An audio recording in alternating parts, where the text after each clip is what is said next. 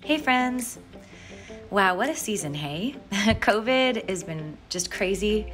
Wearing masks, forgetting how to have small talk, forgetting what each other's faces look like. It's just been a minute since anything has felt relatively normal, in my life anyway. I don't know about you, but it's been a bit of a wandering in the wilderness season. Have you felt like a wanderer lately? Maybe you've lost a loved one. We've all lost something during COVID. Maybe you've lost your job. Maybe your career feels like something you're not that excited about anymore, so that feels like a bit of a loss, like you're wandering in your career field. Maybe your relationship is on the rocks with your friends, with your parents, with your spouse, with your partner. All of these things can be so disorienting, don't you find? It really does feel like a wandering season. And I wanted to dedicate an episode because in my life, personally, I am definitely in a wilderness season. But you know what I realized? It's not all bad. Before you're like, whatever, trust me, getting up in the morning is hard every day because my life feels so unsettled. But I've lived in this unsettledness, this wilderness, so to speak, for a long time now, and especially in the last 2 months since our house is flooded. And I really want to share from my heart, from my journey, from the middle of my process, a few things I'm learning and a few takeaways that really help my day feel purposeful, even in the midst of a wandering season. So let's jump in. Hey, I'm Jody. And I'm Chris. And we are Loving the Outcome. Welcome to our podcast.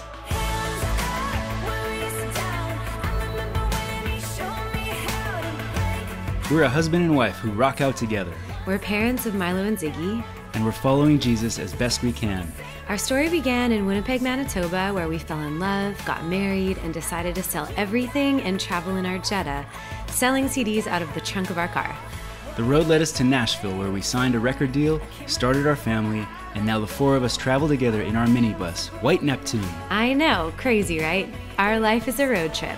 And we want to invite you into it. So come along for the ride as we chat with some of our favorite people about family, spirituality, wellness, and of course, music.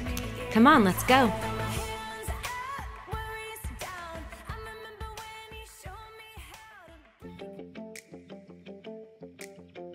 This podcast is brought to you by Hope and Healing International.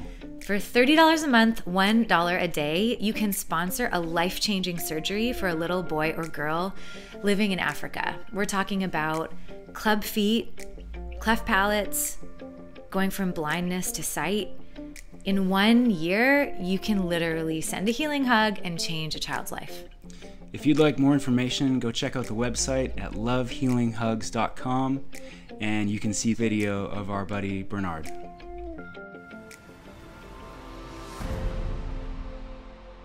This is my son, Bernard. He wants so much to be and play like the other children. But he can't. Instead, he suffers every day. As a father, I would do anything for my son. I love him, but sometimes this is not enough.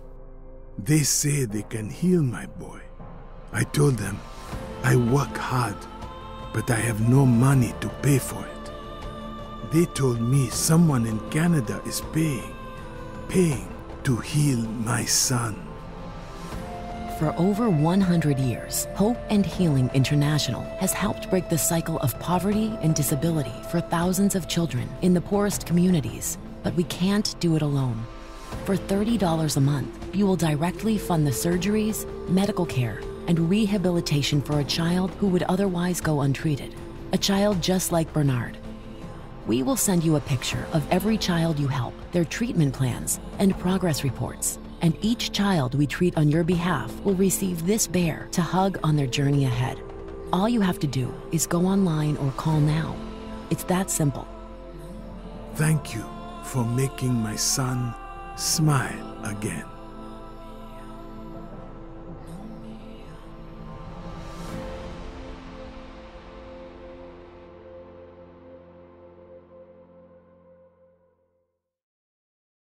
Okay, so your house may not have flooded, but I'm definitely sure that you feel disoriented from COVID and from this past season and the effects of it all. And I think something that I'm realizing is that wandering is normal. It's hard, but it's normal. We all go through this. And I feel like just telling myself, Jode, this is a normal feeling.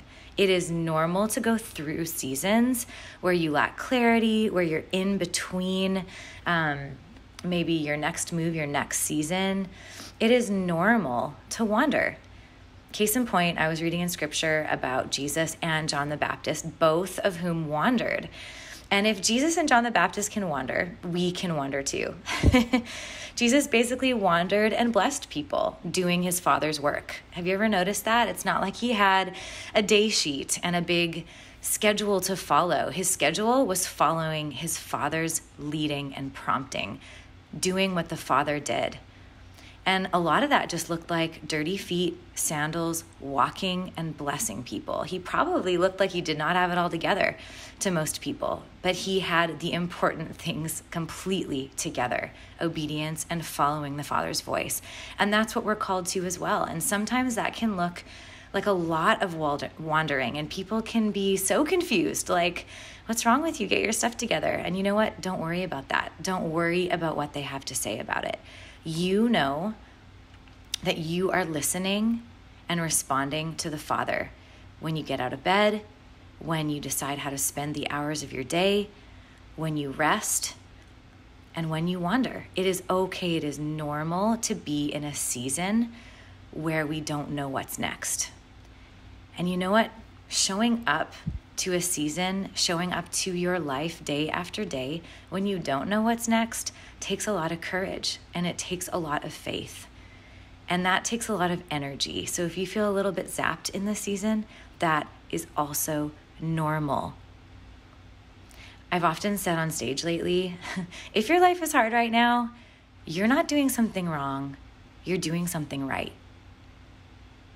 Really living, truly following something bigger than yourself is hard. So you're really living, you're doing something right. Sometimes a wandering season is necessary for us to bring clarity to our why. Why am I a musician? Why do I tour with my family? Why? If we know the why behind what we do, that's where the purpose comes from. So maybe you need this season to wander until you find a bit of clarity, until you find your why. And you cannot rush clarity, which is super frustrating. It doesn't feel like you're progressing when you're in a season of wandering, but you just can't rush it. You need to take your time there. If you rush it, you're going to be brought right back around to the same place again. At least that's what the Father lovingly does in my life. If I skip the season of asking my why and sitting in the wilderness, and I skip ahead just to do and get it done, God totally brings me back around to that same place again, to that same lesson, to that same waiting.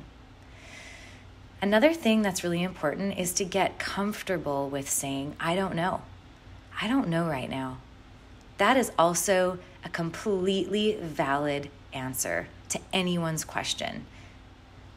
It's adequate. You don't need to feel the pressure to say more, to explain it, to justify why you're in the place that you're in. Save those conversations for your real people.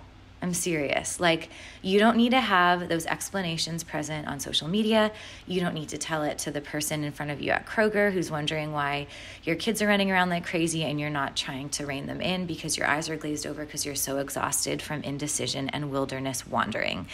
They don't need your explanation. You know, just save that. Save that for the people that have proven to you that they're worthy of a deeper conversation. Protect that. It's sacred to share that with someone.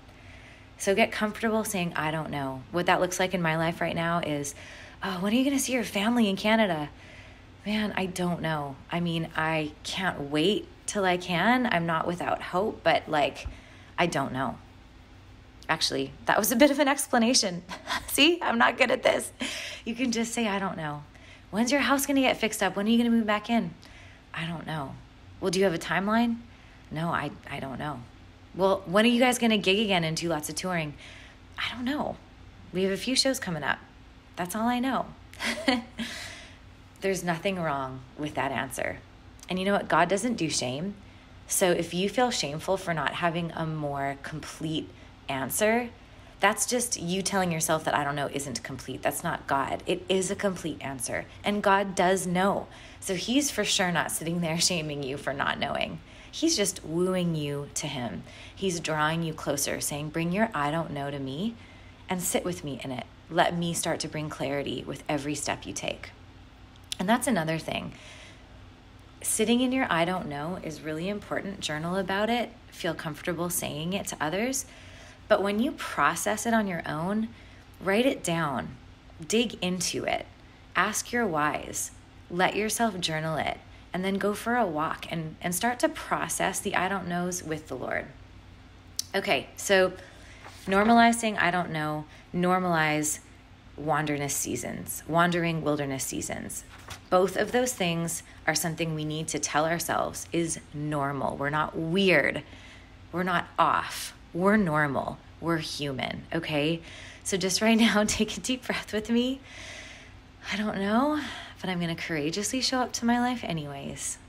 Every day. I'm going to get out of my bed. It might take me a minute to change out of my pajamas, or I may not change out of my pajamas. But I'm here. I'm living. Life is hard. I'm not doing something wrong. I'm doing something right. This is normal. Okay. Now that we're breathing and feeling a little bit normal, let's move into some practical steps. These are things in my life, they may not resonate for you, but they're things that have really, really helped me just function, to be honest with you, to function in a season of flooded home, pretty much no absolutes except the Lord and my family. This helps me function. Okay. Practical step 1. Identify what helps you feel together, put together, what makes you feel sane. You know, my grandma always had a scarf over her hair when she went out to like preserve that blowout, you know, to make it last the whole week. I think that was something that helped her feel put together, something that helped her feel sane, even when everything else was maybe falling apart. She had that scarf. And I was talking to my friend Becca the other day, and she asked me that. She's like, what helps you feel put together? Because there's no way we can have it all together, but maybe you can have one thing. You know, maybe it's those hoop earrings that you love. Maybe it's, you know, putting one little curl in those front 2 pieces in your hair. Maybe it's that one t-shirt that when you put it on, you just feel like I can do anything. Maybe it's getting your nails done. Whatever it is, keep that rhythm in your life. Practical step number 2. Tell yourself, kind of like we just did, this is hard and that's okay. This is hard and it's okay. I'm normal for finding this hard. Write it down. Tell yourself this as many times as you need to a day. And then bring it to the Lord. This is hard, and that's okay. I'm normal for finding this hard. God, I am bringing my hard to you. I am bringing this season, this morning, this breath to you. Could you help me? Step number 3. Identify one step in your day that will help you feel like you accomplished something. Don't worry about 10 steps, just one. What is that next practical step that helps clear the fog a little bit? Maybe those dishes are really bothering you. Maybe going for a walk and talking to your best friend, your mom, or not talking at all. Maybe it's doing jumping jacks. Just identify one step. Practical step number 4. This is hard, but lean into God's surprises and his surprise provision for you. This can be easier said than done, but it's like we've thought that we have to do everything for ourselves. And so in wandering seasons, when we're not capable of doing and accomplishing what we're used to doing in our normal strength and our normal capacity, we feel like we're letting ourselves and everyone, including God, down, but you're actually not. You're leaving space for God to fill. You are leaving space for him to provide. Sometimes getting to the end of ourselves is when we're actually open to welcoming his help and meeting him in new ways, letting him be for you what he's never been before, because you've been trying to be that. You've been being your provider. You've been doing all the things, and now you can't. And so you need him to do it for you. It's going to be such a deepening in your relationship, and you're going to get so hooked on his surprise provision, these encounters that are so him just loving on you in such specific ways, that you're going to get hooked on it. Even when you're out of the wilderness, you're going to want to leave that space there. It's so beautiful. And I feel like sometimes when I am on the top of my game, whatever that even means, usually short-lived, but when I'm in a thriving, successful season, then my planning can really prevent his provision. It can prevent the Lord from having that space. So reserve it right now in this wilderness season. Reserve that space for him to fill, and keep that habit built in your life. Even when you're out of the wilderness into a winning season, leave that space for him to fill. He always wants to provide. He always wants to surprise. So don't take up all the space in your life. Leave that room. Step number 5. This is super practical and basic, and I touched on it already, but decide who is welcome in your wilderness. Decide. Make a list of who is welcome to be there with you. Because honestly, it's probably not that many people. I've found that telling the flood story over and over is exhausting. I have found that sharing even sometimes like any extra details is too hard. So just pick 1, 2, 3 people that are your people, that have probably showed up with you from the very beginning of your wilderness season. I'm not kidding. The people that showed up at my front door on the day of the flood, when I didn't even know what to do, I literally sat there and did nothing. Actually, I stood in the middle of my home and then in the middle of my yard. I could not do a single thing. The friends that showed up on that day are the friends I continue to journey through this wilderness season with. They're my safe place.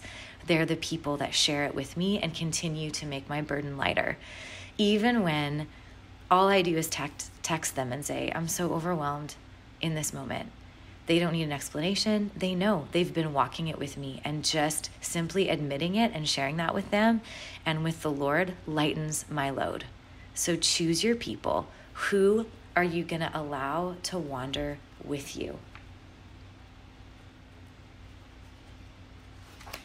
Well, I think that's what I got. I wrote down a few things because my journal is full. I've been spending a lot of time in the morning, more time than usual, just saying what I need to say to myself and to the Lord. And that's been huge for me. So I really hope that this has helped normalize wilderness seasons, that you're not doing something wrong, you're doing something right. You're alive. Life is hard, but you're here and you're breathing and you're showing up. I hope it's maybe giving you just a friend. I know what it feels like to wander. You're not alone. I'm with you. Choose a few people to wander with you, and God is with you, and you're not weird for feeling the way you're feeling. I think that all of us can wander well. We don't need to rush it. We can just be here for as long as we need to be here, because our worth is not dependent on how well our life is going. My worth, your worth is not dependent on being at the top of your game.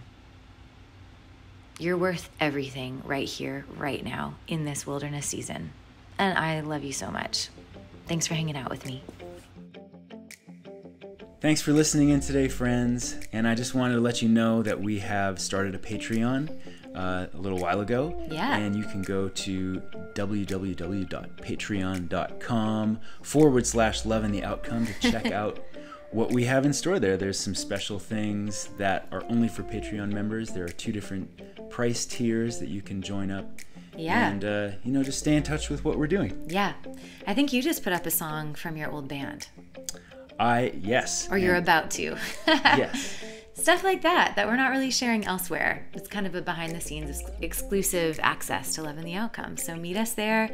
Like always, if this episode spoke to you, share it with someone who needs this in their life. Rate, review, subscribe, and check out Healing Hugs because they're just incredible. Check out the link.